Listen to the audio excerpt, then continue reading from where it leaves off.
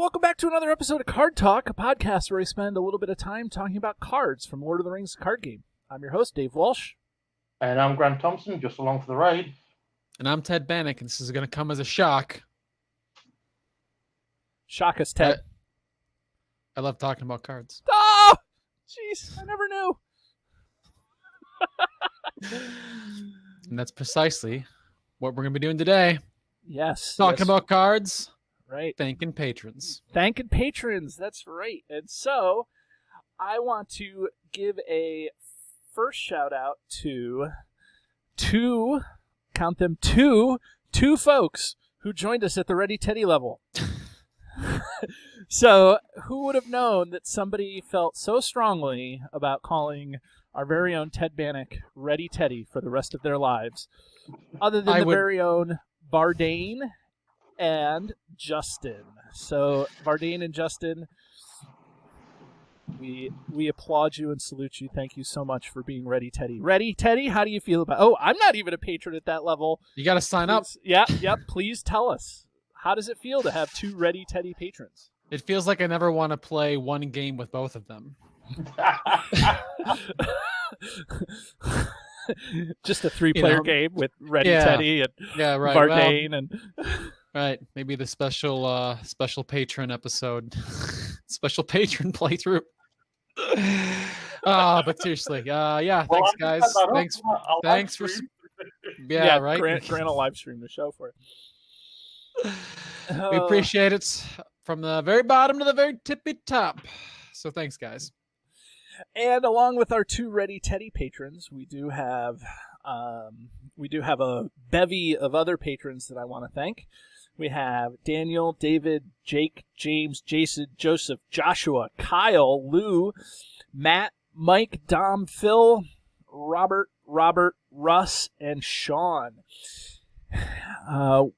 They are also patrons at not the Ready Teddy level, so step up your game there. No, I'm just kidding. We thank you too as much as we can. And we're getting close to sending out the swag, Card Talk swag. It's a small appreciation for what you guys do to help keep the lights on. So that's coming up in hopefully October. I'm pretty sure that October is it's going to happen. So there's that. So if you want to become a patron, hey, everybody, just join right down here. There it is, patreon.com/cardtalk2018. Okay, however much I would love to spend a whole show, and maybe we will at some point, talking about patrons, I think it's time to move along. Isn't that right, Grant? That is right. We are going on to the Ring of Barahir. The Ring of Barahir. The spirit attachment from the Steward Sphere. So we're going right back to the... Against the Shadows cycle. It is a 1-cost spirit attachment that attaches to a hero. Attached hero gets +1 hit point for each artifact attached to the character or the hero, I should say. If attached hero is Aragorn, he also gains the low resource icon. Okay, Ring of Barahir. Before we get started, I think we should probably get a little bit of lore behind the Ring of Barahir. Not the lore icon, although if you're Aragorn, it grants you that. But a little bit of lore. So, Grant, do you want to let us know what the Ring of Barahir is, or who Barahir was? Yeah. So go ahead, give us that. Well, the Ring of Barahir... Okay. The Ring of Barahir was an ornate silver ring given to Barahir by the Elven King Finrod. For saving his life in the Battle of Dago Bolak, and I am sorry for the mispronunciation. One of those first stage battles that are completely horrible, right? Yeah, and it was a sign of friendship between Finrod and the House of Barahir, and it became an heirloom of Barahir's kin. Now, for Barahir, he was an Eden man of Duthinian, during the First Age, heir to the House of Beor. And he was killed by one of the chief orcs, or one of the, I can't remember who exactly killed him, but he basically lost his hand and the ring, and it was his son that actually went to go and slay the person that killed him, and then recovered the hand, laid that to rest, and kept the ring and passed it down his family. It sounds like the story of Beren and Luthien, where Beren gets his hand eaten off because of he's holding a Cimmeril, right? I mean, it's very Spoiler. Similar. Yeah. Well, if it's First Age, that happened, 8,000 years ago, 10,000 years ago, so we don't have to do that. I was telling Grant off air before we began this that if we're talking about something from the First Age, if you talk about Beren and Luthien, you're probably close, right? Like, and so isn't Barahir related to Beren somehow? Yes, he is. Like a dad or a grandpop or something like that. As I look at it, I believe he's Beren's father. Okay. Yeah. We'll confirm just to make sure, but I'm pretty sure that he's closely related to Beren. So I don't know. Ted, Those are all things I didn't know. So. Yeah, those are all things. Ted, give us some things that we should think about when we're playing the card. What do you got here? Ring of Barahir. I remember cracking this puppy open. And at the time, we had 2 Aragorns, because Grant said it was 3rd cycle, Steward Sphere. Sounds right to me. So we hadn't gotten Spirit, not Spirit, Scorpigorn. We hadn't gotten Tactics version yet. Yep. So it was kind of like, often at the time, I remember if you played lower Aragorn, the ring doesn't really serve you much purpose, because if you wanted to give Aragorn the lower resource icon, that version already had it. But to play it with the core leadership version of Aragorn, that was kind of neat, because then you were playing the leadership version, and you were probably giving him a Celebrian Stone, which is an artifact. Yeah, which is an artifact, +2 willpower, and gives Aragorn Spirit.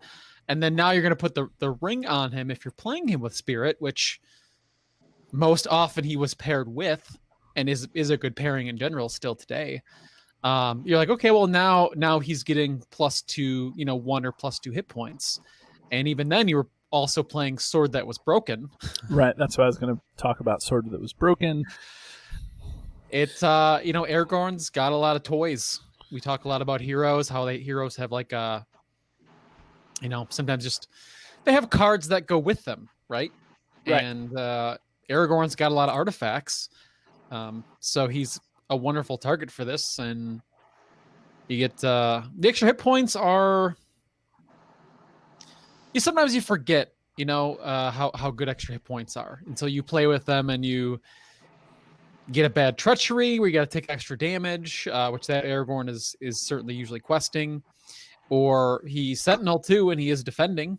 He's got 2 defense and 5 hit points, but to up his hit point pool to 6, 7, 8 hit points, it's a lot of hit points. Yeah.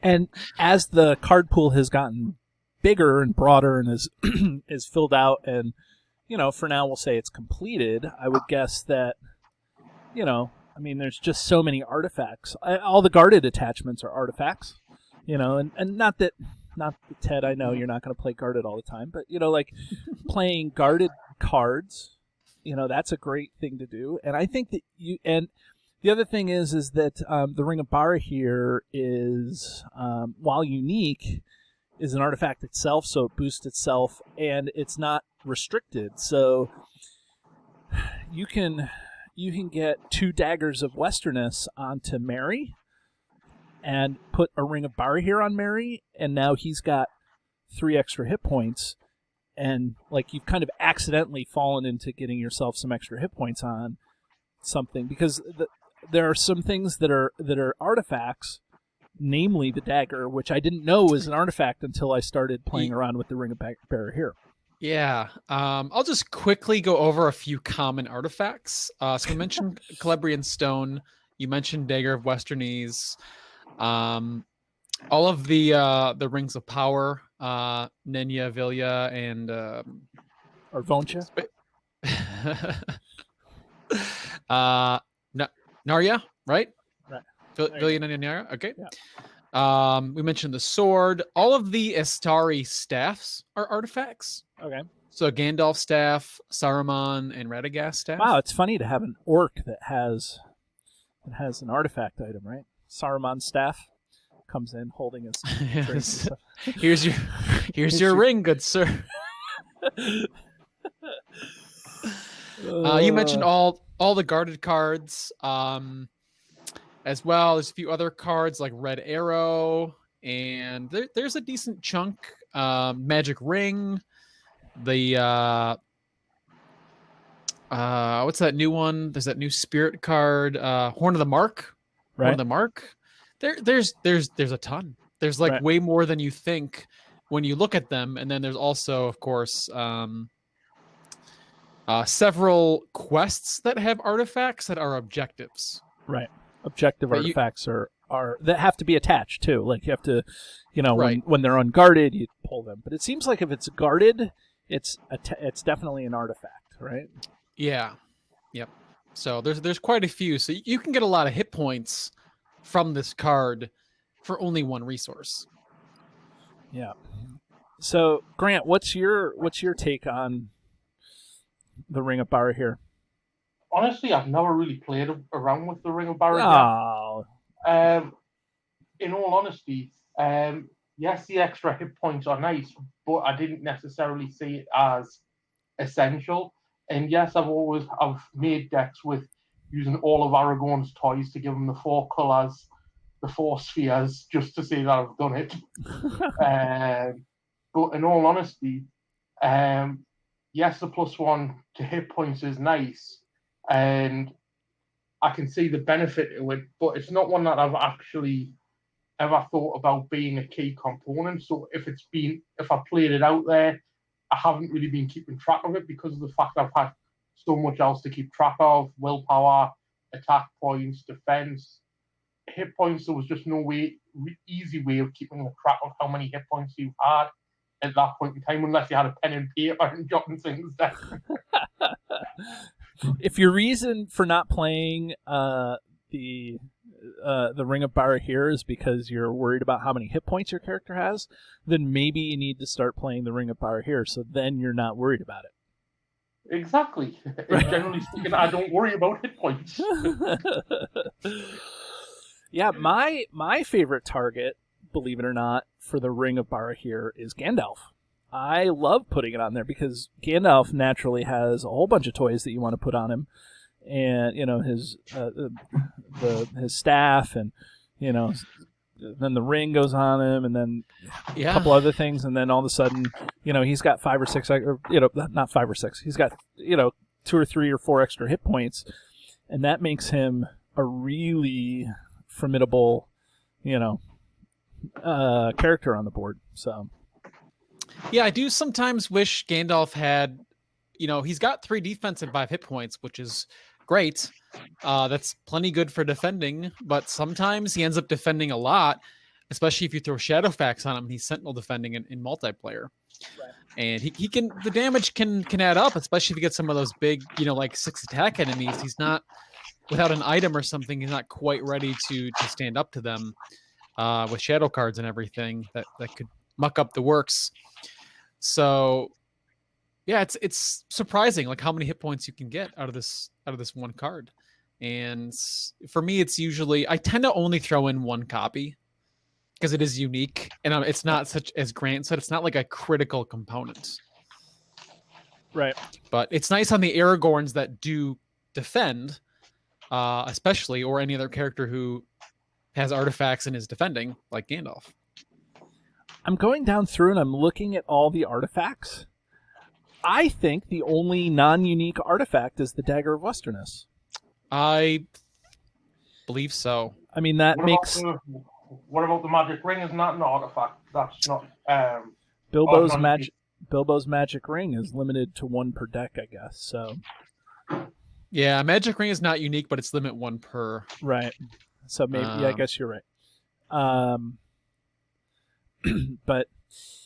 you can even get Thror's items too, like Thror's map and Thror's key, which go on heroes until they're used, and they are going to be discarded.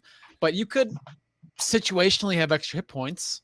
Yeah, I mean, and again, you're getting the one extra hit point, and that's all right. Yeah, if your hero survives, it did its thing, right? Right. If it survived long enough for you to heal it, it's like when you build a pony in, and your hobbits all have that extra hit point, and you're used to it, and then build a pony leaves play, and it's like, all your hobbits die. Yeah. Or when your sentinel defender is hanging on by the one hit point from like a Hobrock of Mail. Yeah. Right. Discard attachment. They're living on that one hit point. Right. But I bring up the Dagger of Westerness because, I mean, it just seems to be a very widely used weapon. I'm having memory issues. It's a very widely used weapon, and I don't think that people really take advantage of its artifact trait. And so if you're going to have, a lot of artifacts accidentally in your deck, maybe you have a black arrow and you get a couple of Daggers of Westerness on something, why not put a one Ring of Barahir in a deck, just for fun, I think that's, I don't think you build a deck around Ring of Barahir, but I think that it's a nice definitely not support card to do. And so now I think it's important for us to bring up, obviously the final Aragorn is been spoiled, the Spirit Aragorn. And, this is an in-sphere artifact attachment that can go onto that Aragorn. And, just let's see if I can remember what Spirit Aragorn does off the top of my head. You can exhaust Spirit Aragorn to reduce the threat of a location by his willpower. If the willpower is reduced to anything to 0 or less, then you get to put 1 progress on it. Yep, and he's also Sentinel. Right, he's Sentinel with 2 defense and 5 hit points, like the rest like every of other versions. version, right? Mm-hmm. Spirit Aragorn, do you think, is this more going to be included in this deck because it gives him the lore trait or the lore icon, and it seems like if you're going to build a Spirit Aragorn deck, lore couples with it really nicely. I mean, or is it not that much better or worse? So what's your opinion, Grant? Go ahead. I don't think it's as critical in a Spirit Aragorn deck because you're generally using his ability so that he's not exactly defending. He's questing if you've got ready and then he can use his ability. But his ability isn't tied to his hit points, it's tied to his willpower. So in that sort of scenario, I'd probably think of things like the Silver Circlet or Calabrian Stone, ways to boost his willpower, but they're not in lore. They're in leadership and spirit to boost his willpower. Right. I'm thinking about I put together a Spirit Aragorn deck with Haldir and Galadriel to help do stuff, and it was fun. I had a good time playing it. It just so I don't know. Ted, what do you think? So if you're playing it on Aragorn, it's definitely better than a song, right? If you're it's better than a song. It's better than a Song of Wisdom to have at least one of, if you're going to use it to give Aragorn the lore resource icon, right? Because then you get 1 hit point for the same cost at a minimum. Right. And we already mentioned its kind of other uses to just, I think it's a one of, and if you're going to play it for, it's a cheap way to get extra hit points. I mean, right. There's not a lot of cards that give you extra hit points. I mean, there's a couple tactics items like Raiment of War and Citadel Plate. And there's the Boots of Erebor, which goes on hobbits and dwarf characters, and that costs 0 for 1 hit point. Build a pony is the global boost. Build a pony again for hobbits. Right. I'm trying to think of. There's a new guarded card that came out that's that gives you plus or The Stone of I'm sorry, Illustrian. not the Stone of Illustrian. It's not a guarded card. It's a new master card that gives you an extra hit point. It's the lore master, self-preservation, well-preserved or self-preservation. Yeah, no, it's well-preserved, self-preservation. Which, you know what? The One Ring's an artifact, right? Yeah, it is. So if you're playing that and you're playing Spirit, you could give your hero that's wielding the One Ring is going to get 2 hit points. Right. And that, and actually if you play that with Well Preserved, you're now up 3 hit points, and Well Preserved lets you its abilities to exhaust the ring in itself to heal, I think, all your damage. So that seems okay. Right. And if you're playing a Grey Wanderer deck, you can go and search for that ring right off the top of the bet, right? Yeah. Because it'll give you the hit points. So you get the master card in your hand, and you get the one. Grey Wanderer allows you to put a 1-cost attachment into play for free. Mm-hmm. I mean, I don't think that that's necessarily the best thing to do, but I think it's when you only got actually one hero. Yeah, it's I've only got one hero, and your one hero is doing everything, including defending for a Grey Wanderer deck. To get an extra 2 to 3 hit points first turn, that's but is that better than Strider, where you get an extra 2 willpower and the ability to not exhaust a quest? It does sort of depend. It does sort of depend on your deck function and if you're playing solo or multiplayer. Exactly. Right. So yeah, it is but to have one in your deck. Oh, definitely. Have one in your deck. If you're playing an Aragorn Grey Wanderer with the One Ring, and you pull out the Ring of Barahir, right? No, I'm being serious. Yeah. You're starting with 7 hit points, and let's be honest, you can afford to fail a quest, at the beginning if you're playing with the Grey Wanderer, because your threat's so low. Like, you're not getting up there. You probably want to stay in secrecy because you're designing your deck to stay in secrecy, but leadership Aragorn, he has 2 willpower, and he has self-readying. So yeah, I don't know. Like, let me curtail all the. It's not the best option, but I think it's an option that may be fun to try out, right? Yeah, I forgot about end draft too, for the people yelling at the at their computer or phone wherever they're listening to, or they're like, end draft. You forgot about end draft, gives you plus 2 hit points. I know. And I'm sure there's something else I forgot too. But you're right, David. Again, there's different applications for it, and it hasn't made it into my recent decks. But if I'm playing Spirit and I'm playing a hero that has artifacts, I tend to include 1. Yeah, I never include more than 1. So yep. Grant includes 0. Yeah. Like I say, I very rarely play it because of the fact that I know its uses, but they are few. Yeah. Dinosaur would say. Deck space does run tight nowadays, right? Yes, it does.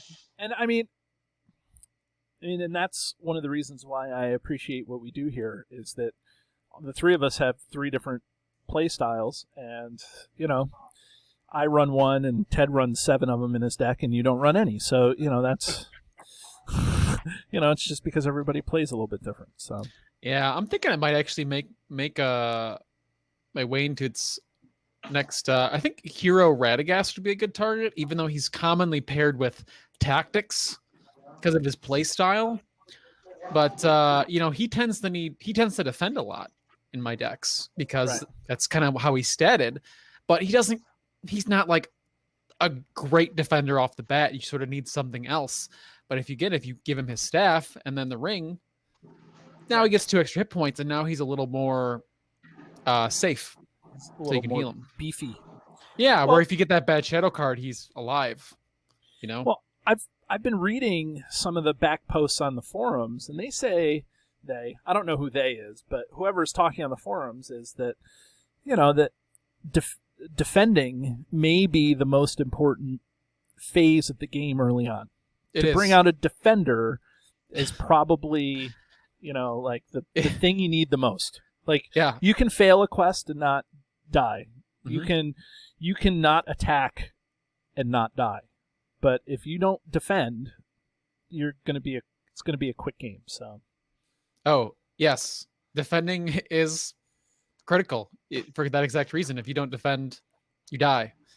And whenever, especially when I play multiplayer, people, someone will be like, I have this unexpected courage. Where do I put it? And if there's any big defender on the table, Baragond, there, Erkenbrand, right. Grimbjorn, I'm like, put it on that person.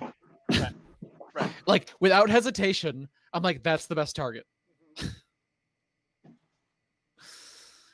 And never have I regretted that decision, having an extra block. Right. It's nice to have an extra attack, Legolas coming across and attacking twice. Right. But all 6 times. Right. Right. So Ring of Barahir is just another tool in the toolbox. Yeah, and I think it doesn't get its due.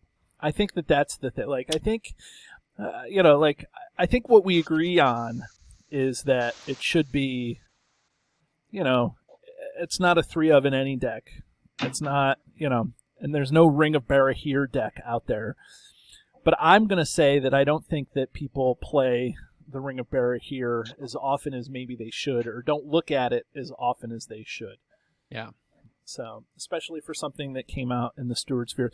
The Steward's Fear, isn't that the famous one for having all the Outlands characters in it? Yes, it is. So it had all the Outlands characters and the Ring of Barahir in it. I thought that was the next pack. No, I think the only one that it didn't have was Forlong, I believe. I think he was the only Outlands that didn't appear in it. Well, Steward's Fear, if I recall, also had Gondorian Shield, which in my mind, like, that is one of the best packs ever.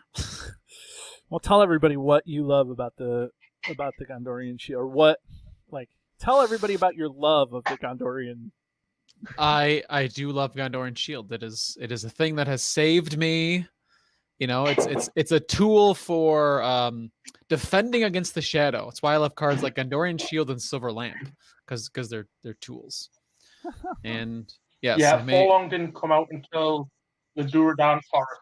Yes, the original painting of Gondorian Shield by Owen Weber may or may not be in my living room. You should change it to right below all those name tags you have on your room, and then everybody could see it during every episode.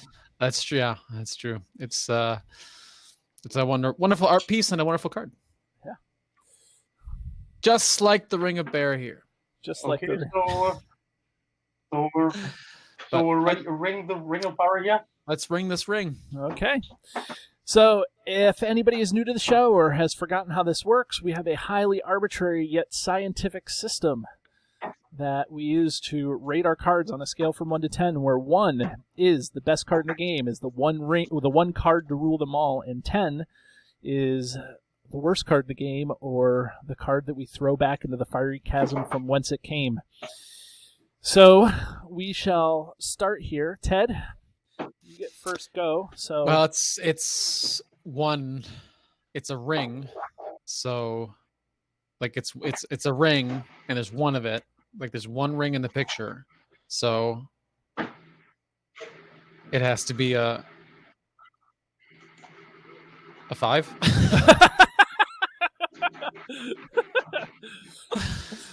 Okay. It's 5. It's kind of like, if you want extra hit points, it's hard to come by in Spirit, and I think it's going to see more play with Spirit Aragorn, because now it's in Sphere for him, and he seems to, like, I'm going to pair him with lore, and I'm going to toss in a copy just to have some more archery soak, even though he's probably not going to be defending. Or if he has to in an emergency situation, or even to take an undefended attack, he now has an extra, 2-3 hit points. And it gives me that option. So, right in the middle. Okay. Grant, what do you think?